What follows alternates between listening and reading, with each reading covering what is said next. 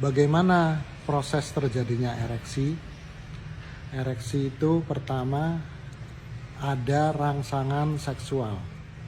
Bisa dari penglihatan, melihat sesuatu yang sensual, merangsang. Lalu bisa juga karena mendengar, lalu mencium bau aroma tertentu, ya. Lalu juga karena sentuhan.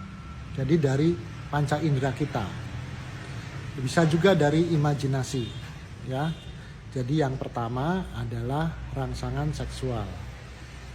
Lalu otak kita sebagai susunan saraf pusat mengirimkan rangsangan seksual itu ke tulang punggung, ke susunan saraf yang ada di tulang punggung kita sampai akhirnya ke penis.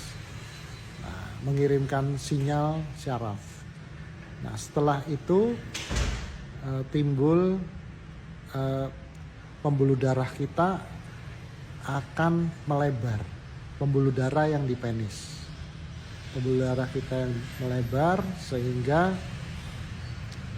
penis itu terisi seperti hidrolik yang terisi oleh cairan, dalam hal ini darah, sehingga membesar, memanjang, akhirnya tegang.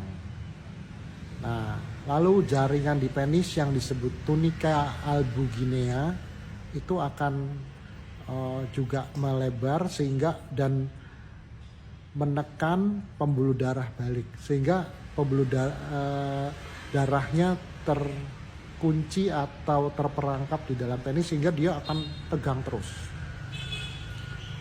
Lalu terjadi ereksi sehingga sampai terjadi hubungan intim.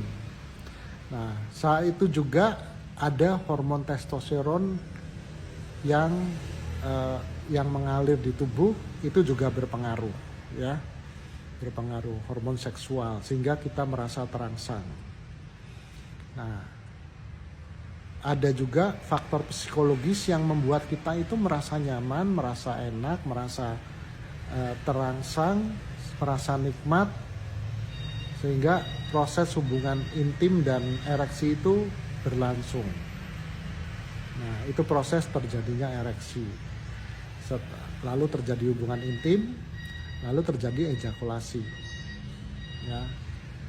Nah, ejakulasi itu terjadi kalau kita mencapai puncak atau klimaks dari rangsangan seksual.